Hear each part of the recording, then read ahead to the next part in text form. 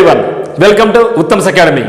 మరి మనం అనుకున్నట్లుగానే state bank of India దానికి రిక్రూట్మెంట్ అయితే స్టార్ట్ చేయడం జరిగింది. సో గత 2 to 3 months నుంచి చెప్తా ఉంది state bank of India. State bank of India chairman గారు కూడా చెప్పడం జరిగింది, ఈ సంవత్సరం మేము 16,000 ఉద్యోగాలకు నోటిఫికేషన్ ఇస్తున్నాం, మీరు రిక్రూట్ చేసుకుంటున్నాం చెప్పడం జరిగింది.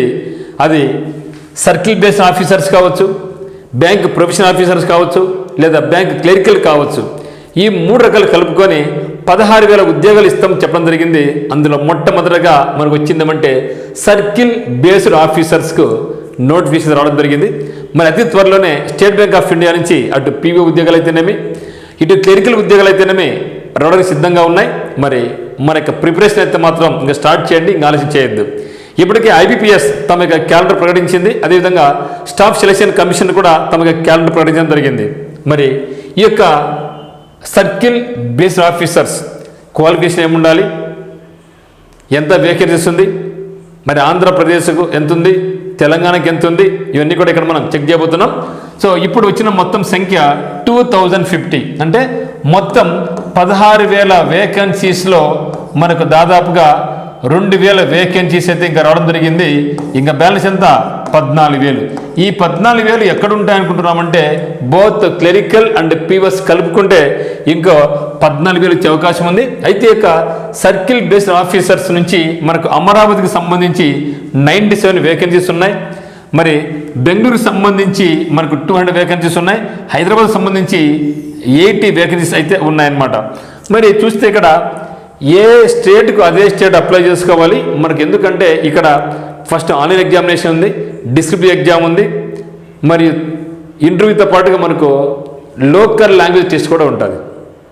సో లాంగ్వేజ్ ప్రొఫిషియన్సీ టెస్ట్ అంటాం, అది కంపల్సరీగా ఏ స్టేట్కి అయితే అప్లై చేసుకుంటామో ఆ యొక్క స్టేట్లో తెలిసి ఉండాలి. కాబట్టి ఇది ఒక మంచి అద్భుతమైన అవకాశం. సో ఏ స్టేట్ వాళ్ళు అదే స్టేట్లో పనిచేసుకునే అవకాశం, బయటికి పోకోకుండా. మరి చూస్తే ఇక్కడ ఇంపార్టెంట్ డేట్స్ చూస్తే ఎప్పుడు స్టార్ట్ డేట్ అప్లై చేసుకోవడానికి అనుకుంటే 29th January 2026 అనేది మనకు ఫస్ట్ స్టార్టింగ్ డేట్.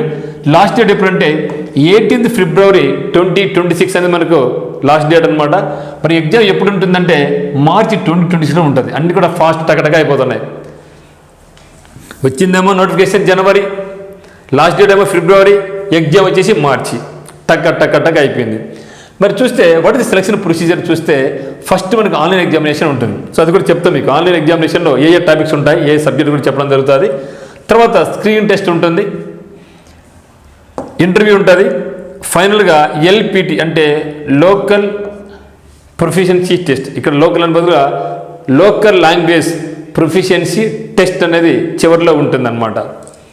మరి చూస్తే ఇక్కడ క్వాలిఫికేషన్ ఏముందంటే ఎన్ని డిగ్రీ. సో డిగ్రీ పాస్ అయిన ప్రతి ఒక్క అభ్యర్థి కూడా అప్లై చేసుకోవచ్చు. అయితే ఇక్కడ కండిషన్ మాత్రం గమనించండి. సో ఏజ్ ఎంత ఉండాలంటే 21 to 30 years as on 31st December 2025 నాటికి అభ్యర్థి యొక్క వయసు 21 నుంచి 30 వరకు ఉండాలి. Experience is must.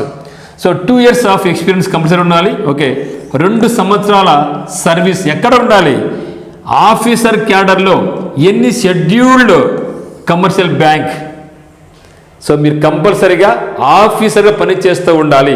State bank of ఇండియాలో కాకుండా మిగతా ఏదైనా సరే బ్యాంకులో మీరు ఆఫీసర్ క్యాడర్లో ఉండాలి. డిగ్రీ అంటే కంపల్సరీగా డిగ్రీ పాస్ అయి ఉంటాం. ఏజ్ కూడా 21 to 30 మాత్రం ఉండాలి, తప్పితే ఆ పైన ఉండకూడదు.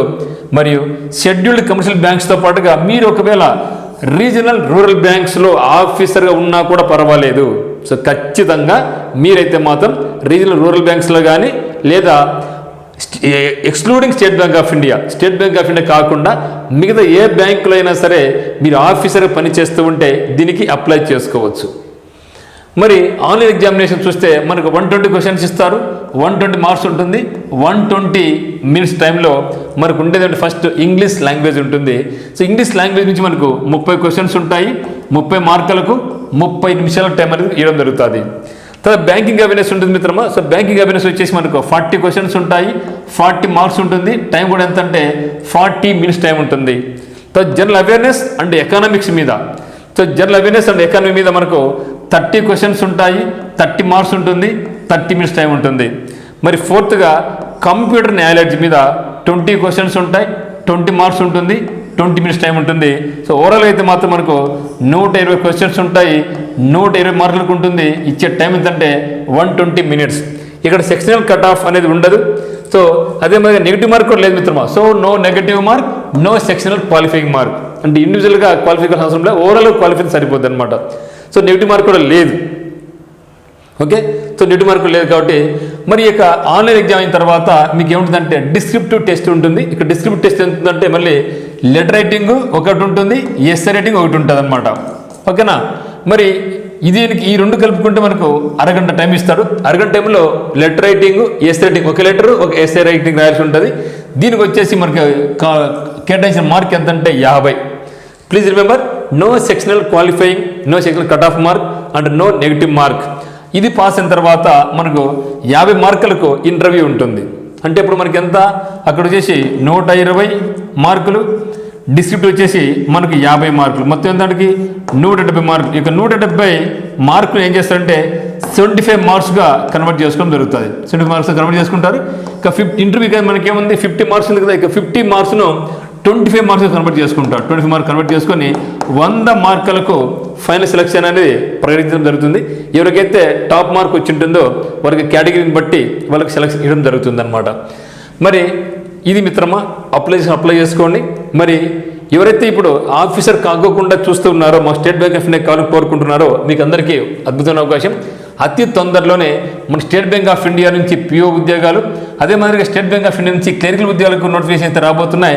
ప్రిపరేషన్ మొదలు పెట్టండి. సో ఎప్పుడైనా సరే స్టేట్ బ్యాంక్ ఆఫ్ ఇండియా ఏం చేస్తుందంటే ఆల్వేస్ ఫస్ట్ వాళ్ళు ప్రకటించేదంటే మనకు okay circle based officers, okay CBO తర్వాత మనకు పిఓ ప్రకటిస్తారు. పిఓ తర్వాత క్లరికల్ అనేది రాబోతూ ఉందన్నమాట.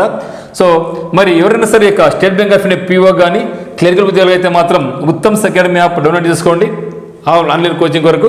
మీకు ఒకవేళ ఆఫ్లైన్ కోచింగ్ కావాల్సిన వాళ్ళు టర్నింగ్ పాయింట్ కోచింగ్ సెంటర్ కడపకు రావచ్చు. మీకు ఏమైనా డౌట్స్ ఉంటే 8688080802 మీకు కాల్ చేయండి.